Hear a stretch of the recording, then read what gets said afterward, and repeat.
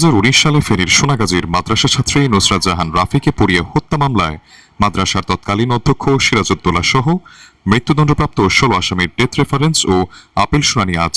বিচারপতি ভীষ্মদেব চক্রবর্তী ও বিচারপতি K M Rasheduzzaman রাজার হাইকোর্ট বেঞ্চে মামলাটি শোনাবেন। এর আগে 2019 সালের 24 অক্টোবর নুসরাত হত্যা মামলায় সিরাজউদ্দৌলা সহ 16 জনকে মৃত্যুদণ্ড দেন ফেনীর নারী ও শিশু দমন ট্রাইব্যুনালের বিচারক মোহাম্মদ মামুনুর রশিদ। পাশাপাশি এইসব আসামিকে 1 লক্ষ টাকা করে জরিমানাও করা হয়েছে। রায়ে মৃত্যুদণ্ডপ্রাপ্তরা হলেন সোনাগাজী ইসলামিয়া ফাজিল মাদ্রাসার বহিষ্কৃত অধ্যক্ষ এস এম সিরাজউদ্দৌলা, উপজেলা আওয়ামী লীগের বহিষ্কৃত সভাপতি মোহাম্মদ রুহুল আমিন, ছাত্র নুরুদ্দিন, শাহাদাত হোসেন ওরফে শামীম।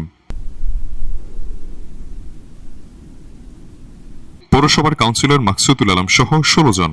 এই মৃত্যুদণ্ডের রায় অনুমোদনের জন্য মামলার নথি ডেথ রেফারেন্স আকারে হাইকোর্টে পাঠানো হয়।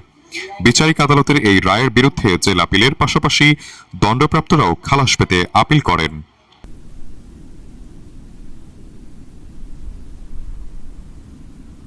সাইফুল ইসলাম, ডেস্ক রিপোর্ট, দেশ বুলেটিন।